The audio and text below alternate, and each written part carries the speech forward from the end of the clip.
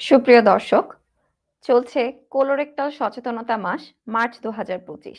আপনারা দেখছেন জনসচেতনতামূলক অনুষ্ঠান বিকন ফার্মাসিউটিক্যালস পিএলসি নিবেদিত ক্যান্সার জয় পাওয়ার্ড বাই জেলোপ্লাট অ্যাকোয়া। আজকে আমরা কোলোরেক্টাল ক্যান্সারের সমস্ত বিষয়গুলো নিয়ে আলোচনা করব। আর আমাদের সাথে আজকে আলোচনার জন্য ভার্চুয়ালি সংযুক্ত থাকবেন ডাক্তার রণদা প্রসাদ রায়, সহকারী অধ্যাপক, রেডিয়েশন অনকোলজি বিভাগ, জাতীয় ক্যান্সার গবেষণা ইনস্টিটিউট ও হাসপাতাল। স্যারকে আমন্ত্রণ ধন্যবাদ। জানাচ্ছি আজকের পর্বে। ধন্যবাদ স্যার কেমন সুস্মিতা। আছেন? হ্যাঁ, ভালো আছি। স্যার, এখন তো মার্চ মাস চলছে, কোলোরেক্টাল সচেতনতামূলক মাস। তো এই মাসে জনসচেতনতামূলক যে অনুষ্ঠান আমরা করে থাকি, সেটি স্যার আজকে সবার জন্য যাতে আরো তারা ভালোভাবে জানতে পারে, বুঝতে পারে, সেজন্যই স্যার আজকের প্রোগ্রামটি সাজানো। তো স্যার, শুরুতেই স্যার আপনার কাছে জানতে চাইবো যে কোলোরেক্টাল যে ক্যান্সার, এটি কি কি কি উপসর্গ দেখা দিলে একজন আহ ডাক্তারের শরণাপন্ন হবেন? ধন্যবাদ। কোলোরেক্টাল ক্যান্সার আসলে আমাদের কোলন এবং রেকটামের যে ক্যান্সার, আমরা সেটাকেই বলবো কোলোরেক্টাল ক্যান্সার।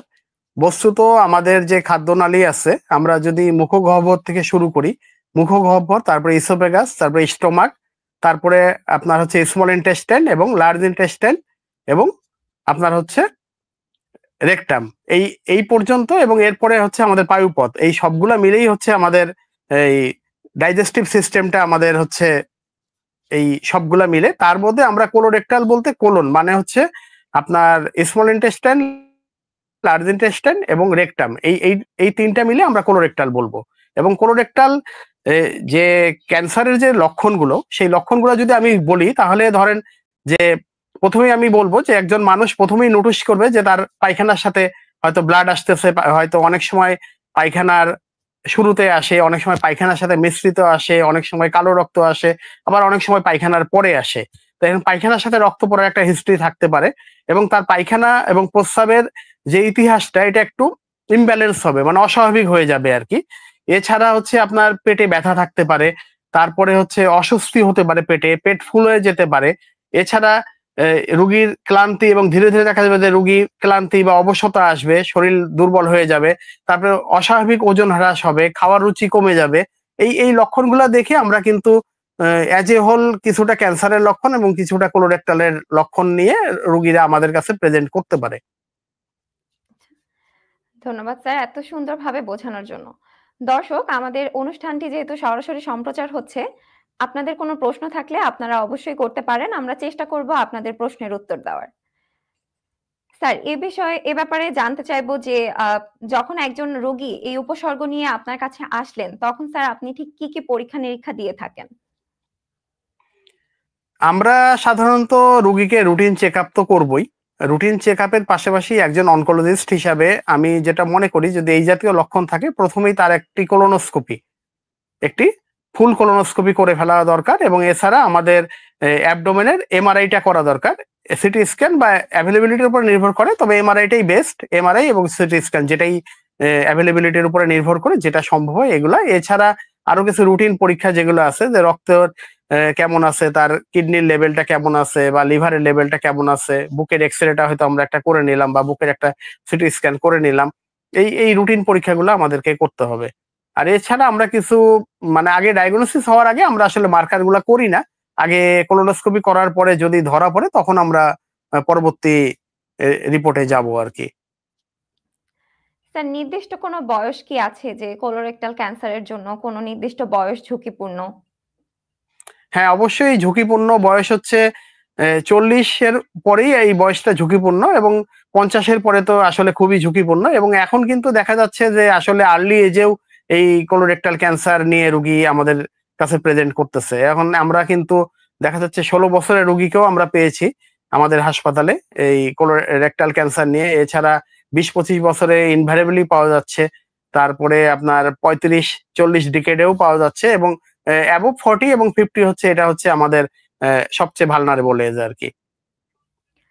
স্যার, ইয়াং বয়সে যে পাওয়া যাচ্ছে বলছিলেন, স্যার এটার জন্য যদি কারণ জানতে চাই যে ঠিক কি কারণে ইয়াংদের ভেতরে কোলোরেক্টাল ক্যান্সারটা বেশি পাওয়া যাচ্ছে?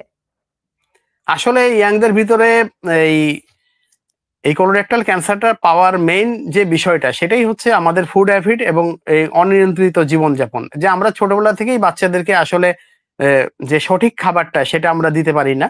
আমরা স্বাস্থ্যসম্মত খাবার দেই না, সবুজ শাকসবজি দেই না, সতেজ ফলমূল দেই না, তারপরে এই মাছ মাংস দুধ ডিম এগুলা দেই না। তা না দিয়ে আমরা এই বাহিরের মানে কি বলে ফাস্ট ফুড বেশি করে খাওয়াচ্ছি, তারপরে ওই টিনজাত খাবার খাওয়াচ্ছি। এইসব কারণে এই বাচ্চা আর্লি এজেও কিন্তু আমরা কোলোরেক্টাল ক্যান্সারটা আমাদের দেশে বা বাইরের দেশে সব দেশেই এই কোলোরেক্টাল ক্যান্সার আধিক্য দেখা যাচ্ছে আর্লি এজে। তার মানে স্যার খাবারের একটা বড় ভূমিকা আমরা দেখতে পাচ্ছি যে খাবারের সাথে কোলোরেক্টাল ক্যান্সারের একটা হ্যাঁ, বড় সম্পর্ক আছে। স্যার যদি জানতে চাই যে ঠিক কি খাবার তাহলে খাওয়া ভালো হবে? মানে খাদ্যাভ্যাসে একজন কি পরিবর্তন আনলে তার এই কোলোরেক্টাল ক্যান্সারের ঝুঁকিটা কমবে স্যার? এই আমি অলরেডি বলে ফেলছি যে আপনার শাকসবজিটা খেতে হবে, সবুজ শাকসবজি খেতে হবে, তার বাওয়েল হ্যাবিট মানে পায়খানার যে অভ্যাসটা এটা ঠিক করতে হবে। তারপরে যে সতেজ ফলমূল এগুলা খেতে হবে। তারপরে হচ্ছে মাছের মধ্যে মাছ মাংস রেড মিটটা অ্যাভয়েড করতে হবে, লাল মাংসটা কম খেতে হবে। তবে মাছ মাংস পর্যাপ্ত খাবে, ডিম দুধ খাবে, তারপরে সিম খাবে। এই জাতীয় খাবারগুলো যদি খায় এবং যে সে যদি ওই কমপ্লিটলি ফাস্ট ফুডটা পরিহার করে, ভাজা পোড়া ঝাল এগুলো যদি পরিহার করে এবং যে আমাদের যে টিনজাত যে খাবারগুলো এগুলো যদি ছোটবেলা থেকে পরিহার করে, তাহলে কিন্তু এই এবং আমাদের যে জিনিসটা সেটা হচ্ছে যে এর বাহিরে যে এই জিনিসগুলো সেগুলো করতে হবে। যেমন ধূমপান আর্লি এজে এখন বাচ্চারা স্কুল লেভেলের বাচ্চাদেরকে রাস্তায় দাঁড়ায় দাঁড়ায় সিগারেট খেতে দেখি। এই ধূমপানটা পরিহার করতে হবে। অনেকেই আমাদের দেশে দেখা যাচ্ছে যে এই বিভিন্ন জেলাতে আমাদের ওই মদ্যপানের অভ্যাস থাকে, সেটাও করতে হবে। তারপরে এখন শরীর চর্চার অভ্যাস নেই, বাচ্চারা এখন স্কুল প্রাইভেট এগুলোর মধ্যেই থাকে। আর বাহিরের এই দেখা যাচ্ছে হাই হাই রিস্ক ফুড গুলা খায়, ফাস্ট ফুড খায়, জাঙ্ক ফুড খায়, যার কারণে তারা শরীর চর্চা মোটেই করে না, আর্লি যে বাল্কি হয়ে যাচ্ছে। তাদের দেখা যাচ্ছে যে ঠিক মতো ঘুমাচ্ছে না, রাত জেগে মোবাইল চালাচ্ছে, তারপরে নিয়মিত যে শরীর চর্চা করা খেলাধুলা করা এগুলা করতেছে না। এইসব কারণে কিন্তু আজকে আপনার আর্লি এজেও কিন্তু আমাদের এই কোলোরেক্টাল ক্যান্সার আধিক্যটা দেখা যাচ্ছে। স্যার চলছে পবিত্র সিয়াম সাধনার মাস মাহে রমজান। এই সময় স্যার ইফতার, সেহরি বিশেষ করে ইফতারে অতিরিক্ত ভাজা পোড়া বা প্রসেসড ফুড গুলা দেখা যায় যে বেশি চলছে। তাহলে তো এগুলো অবশ্যই কোলোরেক্টাল ক্যান্সারের ঝুঁকিটা বাড়িয়ে দিবে। হ্যাঁ, অবশ্যই। আমি মনে করি যে একজন মানুষ সারাদিন মানে অ্যারাউন্ড আপনার ১২ থেকে ১৫ ঘন্টা, প্রায় ১৫ ঘন্টা ফাস্টিং থাকার পরে সে যদি এই যে এইসব ভাজা পোড়া দিয়ে ইফতারি করে, এটা আসলেই স্বাস্থ্যসম্মত না। অবশ্যই এখানে লাইট খাবার খেতে হবে, পানি বেশি করে খেতে হবে, শরবত খেতে হবে, অ হালকা ফলমূল থাকবে। এই জাতীয় খাবারটা খেতে হবে। অবশ্যই ভাজা পোড়াটা কখনোই না। কিন্তু আমাদের দেশে আসলে এটা একটা মানে হয়ে গেছে যে দীর্ঘদিন ধরে এই ভাজা পোড়া দিয়ে ইফতার করা, কিন্তু আসলে এটা মোটেই ঠিক না। এটা আমি সবসময়ই মনে করি যে এই ইফতারটা আসলে একদম ১৫ ঘন্টা খালি পেটে থাকার পরে এই জাতীয় খাবার দিয়ে ইফতার করাটা আসলে কখনোই এ ঠিক না। এটা পরিহার করা উচিত। পরিহার করে বরঞ্চ লাইট খাবার হালকা সে একটু চিড়া ভিজায়ে খেতে পারে, কলা খেতে পারে, একটু হয়তো ভাত খেতে পারে। মানে নরমাল খাবারে যেতে পারে, একটু নরম খাবার খেতে পারে। কারণ হচ্ছে যে আমাদের ১৫ ঘন্টা এমপ্টি থাকার পরে আসলে এই ধরেন যে খাবারটা আসলেই লাইট হওয়া দরকার। এই সময় ভাজাপোড়া খেলে তার অ্যাসিডিটি হবে, তার বদহজম হবে, তার পেট ফুলে যাবে। বিভিন্ন ধরনের সিম্পটম নিয়ে রোগী আবার বিভিন্ন কমপ্লেইন করবে। ধন্যবাদ স্যার। স্যার আমাদের এই অনুষ্ঠানটি আজকে দেশের প্রত্যেকটি প্রান্ত থেকে সব সাধারণ মানুষই দেখতে পাচ্ছে। স্যার আমরা জানি যে গ্রাম বাংলার এখনো প্রতিটি মানুষ ক্যান্সার সম্পর্কে সচেতন নয়। স্যার কি সচেতনতা অবলম্বন করলে আমরা কোলোরেক্টাল ক্যান্সারের ঝুঁকিটা এড়াতে পারি? এটা আসলে এই শুধু কোলোরেক্টাল না, আসলে আমি সব ক্যান্সারের ব্যাপারেই বলবো। এটা সরকারিভাবে আসলে আগায় আসতে হবে। বিভিন্ন বেসরকারি সংস্থার মাধ্যমে মানুষের মধ্যে প্রচারণা চালাইতে হবে। ক্যান্সারের জন্য যে খাওয়া-দাওয়া বা ক্যান্সার আর্লি ক্যান্সারের ডিটেকশন এইসবের ব্যাপারে আসলে একদম থানা পর্যায়ে, একদম উপজেলা হেলথ কমপ্লেক্স থেকে ডাক্তারদের মধ্যে বিভিন্ন ধরনের স্ক্রিনিং ব্যাপারটা নিয়ে আসতে হবে। তারপরে আপনি যদি স্ক্রিনিং আনেন তাহলে কিন্তু মানুষের মধ্যে অটোমেটিক্যালি এটার সচেতনতা চলে আসবে। আমরা যদি প্রত্যেক ঘরে ঘরে ৪০ বছরের পরে যদি আমরা স্ক্রিনিং করি, তারপরে স্ক্রিনিং তো অনেকগুলা হয়। যেমন ধরেন breast cancer screening, cervical cancer screening. Colorectal cancer screening, lung cancer screening, এই স্ক্রিনিং গুলো যদি আমাদের ঘরে ঘরে থাকে সরকারি পর্যায়ে, অটোমেটিক মানুষের মধ্যে কিন্তু সচেতনতা বৃদ্ধি হয়ে যাবে। কিন্তু আমাদের এই দরিদ্র দেশে আসলে স্ক্রিনিংটা আমরা সেই লেভেলে নিয়ে যেতে পারতেছি না, যার কারণে আমাদের এই জন্য কি করতে হবে যে এনজিও দেরকে আগায় আসতে হবে। আমাদের সরকারি পর্যায়ে সরকারি হাসপাতালগুলা, ইউনিয়ন সাব সেন্টার বা একদম উপজেলার লেভেলে যে আমাদের এই হাসপাতালগুলো আছে, সেই হাসপাতালগুলোর মধ্যে আমরা যদি এই ক্যান্সারের স্ক্রিনিংটা বাড়িয়ে দিই, তাহলে কিন্তু ক্যান্সারের লক্ষণ কি কি হতে পারে, ক্যান্সারের মানুষের মধ্যে জনসচেতনতা, এগুলো যদি আমরা বাড়িয়ে দিই, তাহলে কিন্তু মানুষের মধ্যে এই অন্তত ক্যান্সার মানে এই লক্ষণগুলো যদি আমরা মানুষের মধ্যে জানাতে পারি যে এই সিমটম থাকলে, যে পায়খানার সাথে রক্ত যাচ্ছে বা খাওয়ার রুচি কমে যাচ্ছে বা ওজন কমে যাচ্ছে, এইসব লক্ষণগুলো যদি মানুষের মাথার মধ্যে থাকে, তবে কিন্তু সেই যে আজকে যে প্রোগ্রামটা করতেছি, এটাও তো মানুষকে জানানোই। এই ফেসবুকের মাধ্যমে, আপনার এই অনলাইনের মাধ্যমে কিন্তু কোটি কোটি মানুষ এই এই প্রোগ্রামটা দেখবে। তাহলে এই যে আমি যে লক্ষণগুলো বললাম, এই লক্ষণগুলো যদি মানুষ পায়, তাহলে তো অবশ্যই অ্যাটলিস্ট একজন এমবিবিএস ডাক্তারের কাছে যাবে। আর এমবিবিএস ডাক্তারদের তো অবশ্যই ক্যান্সার সম্বন্ধে যথেষ্ট ধারণা আছে। ধন্যবাদ স্যার। দর্শক, আমাদের অনুষ্ঠানটি সরাসরি সম্প্রচার হচ্ছে। আপনাদের কোনো প্রশ্ন থাকলে আপনারা অবশ্যই করতে পারেন। স্যার আপনাদের প্রশ্নের উত্তর দিবেন আপনাদের। স্যার, যে কথাটা বলছিলেন যে যে লক্ষণগুলোর কথা বললেন যে পায়খানার সাথে রক্ত যাওয়া বা ওজন কমে যাওয়া, তো এক্ষেত্রে স্যার একটা ধারণা মানুষের মধ্যে আসতেই পারে যে পায়খানার সাথে রক্ত তো মানে হেমোরয়েডস বা পাইলস যদি বলি বা অ্যানাল ফিশারের ক্ষেত্রেও তো যায়, তাহলে সেই ক্ষেত্রে তারা কিভাবে আলাদা করবে যে তাদের ক্যান্সার হয়েছে বা তাদের হেমোরয়েডস বা অ্যানাল ফিশার এ ধরনের কোনো রোগ হয়েছে? এখন অ্যানাল ফিশার যদি হয়, আসলে বেসিক্যালি এটা দীর্ঘদিনের কনস্টিপেশন থেকে হয়। তাই এখন কনস্টিপেশন যদি থাকে, সে রুগী বুঝতে পারবে যে তার পায়খানা রাস্তার মাথায় এই বিভিন্ন ধরনের সে একটু ইনডিউরেশন পাবে, হাতের মধ্যে কিছু বাঁচতেছে এটা পাবে। যদি পাইলস হয়, তাহলে সে একদম পায়খানা রাস্তার গোটাতে পাবে। এবং সবকিছুর জন্য তো আসলে আমাদের ডাক্তারের কাছে যেতে হবে। যদি তার পাইলসের জন্য যদি রক্ত পড়ে, বা অ্যানাল ফিশারের জন্য যদি রক্ত পড়ে, বা ক্যান্সারের কারণেও যদি রক্ত পড়ে, আপনার তাকে তো কনসাল্ট করতে হবে ডাক্তারের সাথে। কনসাল্ট করলে পরে তখন তো অটোমেটিক্যালি এটা পাইলস না অ্যানাল ফিশার না আপনার এই কোলোরেক্টাল ক্যান্সার, এটা তো অটোমেটিক্যালি বোঝা যাবে। যদি সেই ডাক্তার যদি একটা ডিআরই মানে হচ্ছে ডিজিটাল রেকটাল এক্সামিনেশন, এটা যদি আমরা লোকালি একজন এমবিবিএস ডাক্তার করতে পারে, এটা করে যদি সে এখানে হাতে সে এখান থেকে সে পাইলস এবং অ্যানাল ফিশার এটাকে সে কিন্তু এক্সক্লুড করতে পারবে। এটা এক্সক্লুড করতে পারলে তখন তারপরে সে কোলোনোস্কোপি করলে কিন্তু অটোমেটিক্যালি আপনার সে কিন্তু ধরতে পারবে যে তার কোনো কোলন ক্যান্সার বা রেকটাল ক্যান্সার আছে কিনা। স্যার, এই যে কোলোনোস্কোপির কথাটা স্যার যে বলছিলেন, জানতে চাইবো যে আমাদের দেশে প্রত্যেকটি জায়গায় কি এখন কোলোনোস্কোপির সুবিধা আছে? অ্যাটলিস্ট জেলা হাসপাতালে তো আছেই। কোলোনোস্কোপি আসলে খুব যে দামি একটা ইনস্ট্রুমেন্ট তাও না, খুব বেশি দামি না, আবার খুব কমও না। কিন্তু অন্ততপক্ষে সব মেডিকেল কলেজ হাসপাতাল যেসব জেলায় আছে সেগুলোতে তো আছেই। এবং পাশাপাশি এই জেলা হাসপাতালেও আপনার গভর্নমেন্ট লেভেলে না হোক, প্রাইভেট লেভেলে যে কোনো ভাবেই হোক, কোলোনোস্কোপিটা অ্যাভেলেবেল। হয়তো উপজেলা পর্যায়ে যায়নি, কিন্তু জেলা পর্যায়ে এটা কিন্তু অ্যাভেলেবেল কোলোনোস্কোপিটা। এবং এবং আসলে গভর্নমেন্টকে আগায় আসতে হলে আসলে কোলোনোস্কোপির মাধ্যমে স্ক্রিনিংটাতে আগায় যেতে হবে। এবং সারা বিশ্বে কিন্তু কোলোনোস্কোপির মাধ্যমে স্ক্রিনিংটা করা হয় ফর কোলোরেক্টাল ক্যান্সার। স্যার, এই পর্যায়ে আপনার কাছে কোলোরেক্টাল ক্যান্সারের চিকিৎসা সম্পর্কে স্যার জানতে চাইবো বিস্তারিতভাবে যে কি কি চিকিৎসা পদ্ধতি রয়েছে? আচ্ছা, চিকিৎসাতে যাওয়ার আগে আমি একটা জিনিস নিজে থেকেই বলি, সেটা হচ্ছে যে কোলোরেক্টালের আধিক্য কিন্তু অনেক এখন। এখন আমাদের দেশের প্রেক্ষাপটে আসলে দেখা যাচ্ছে যে পুরুষদের এই থার্ড টপমোস্ট ক্যান্সারের, পুরুষদের টপমোস্ট ক্যান্সারের মধ্যে এটা হচ্ছে কোলোরেক্টাল ক্যান্সার। মহিলাদের টপমোস্ট ক্যান্সারের মধ্যে কিন্তু ফোর্থ পর্যায়ে আছে কোলোরেক্টাল ক্যান্সার।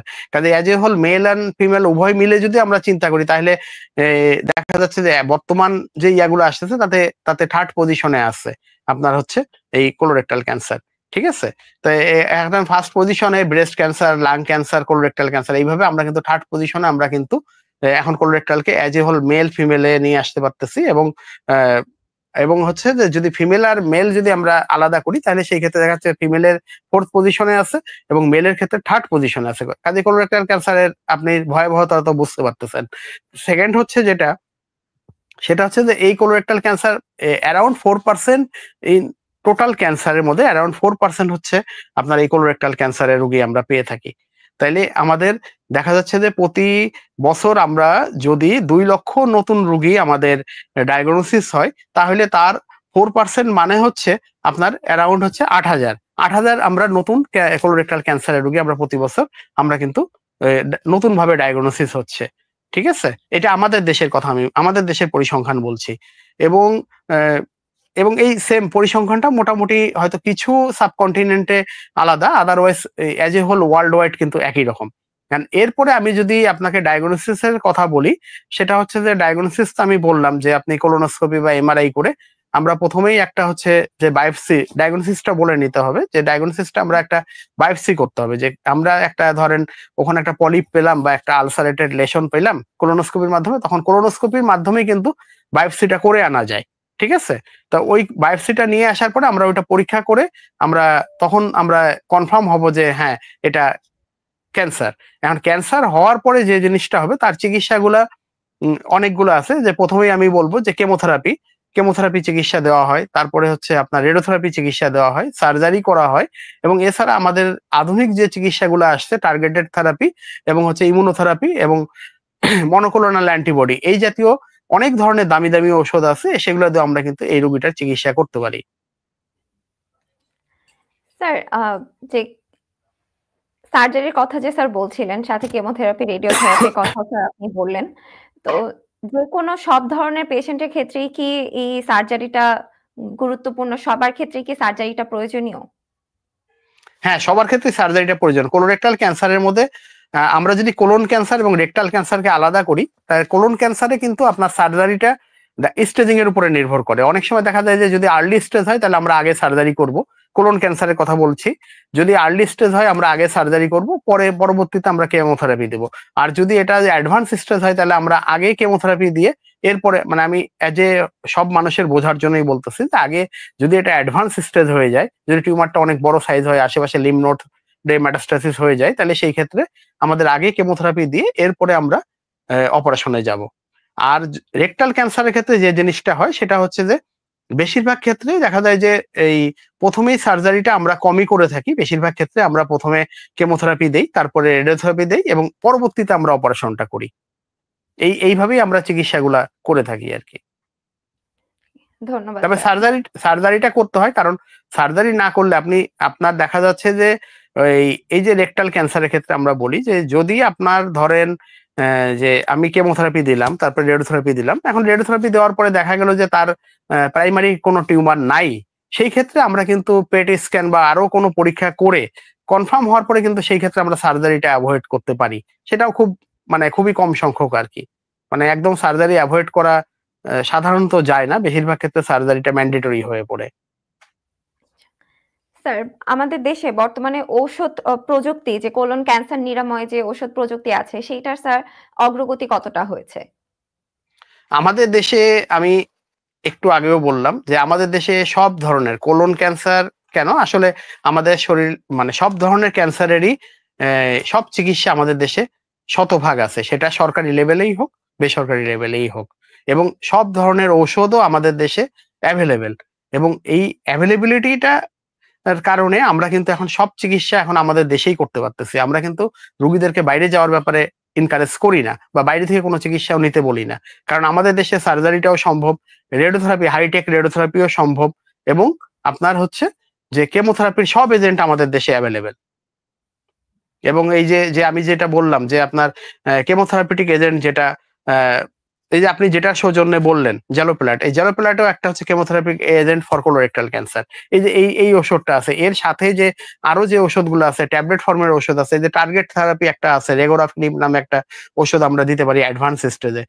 সেই টার্গেট থেরাপি আছে। এছাড়া আমি যে ইমিউনোথেরাপির কথা বললাম, যে ইমিউনোথেরাপি অনেক ধরনের আপনার এই ঔষধ আমাদের দেশে আমার দেশে আছে। নিভোলোম্যাব, তারপরে কিটোজেনুম্যাব, তারপর এই যে তারপর বিভাসিজুম্যাব, যেটা কমনলি আমরা রেকটাল ক্যান্সারে ইউজ করে থাকি, কোলোরেক্টালে বিভাসিজুম্যাব, এটা মনোক্লোনাল অ্যান্টিবডি।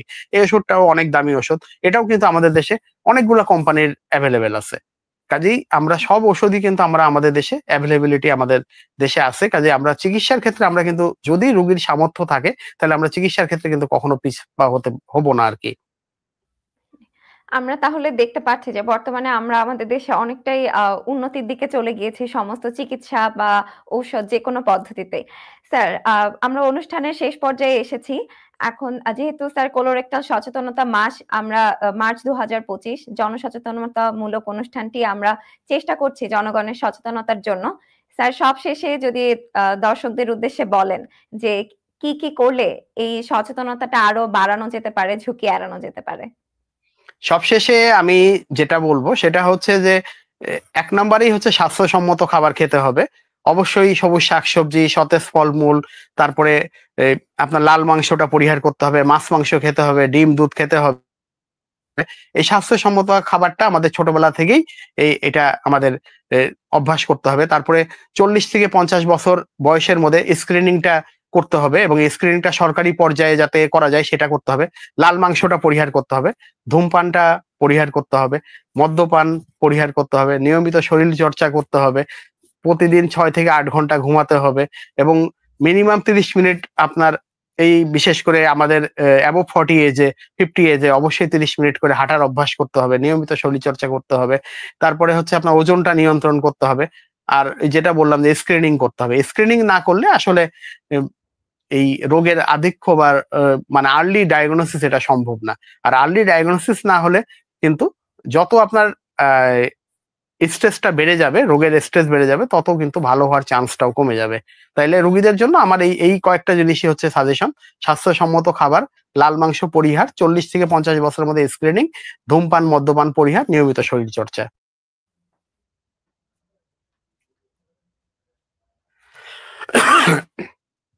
ঠিক আছে? জি, ধন্যবাদ স্যার। দর্শক, আপনারা দেখছিলেন আ বিকন ফার্মাসিউটিক্যালস পিএলসি নিবেদিত ক্যান্সার জয় পাওয়ার্ড বাই জেলোপ্লাট অ্যাকোয়া। শেষ করছি আজকের মতো। দেখা হবে আবার আগামী দিন। ততক্ষণ ভালো থাকুন, সুস্থ থাকুন, সচেতন থাকুন।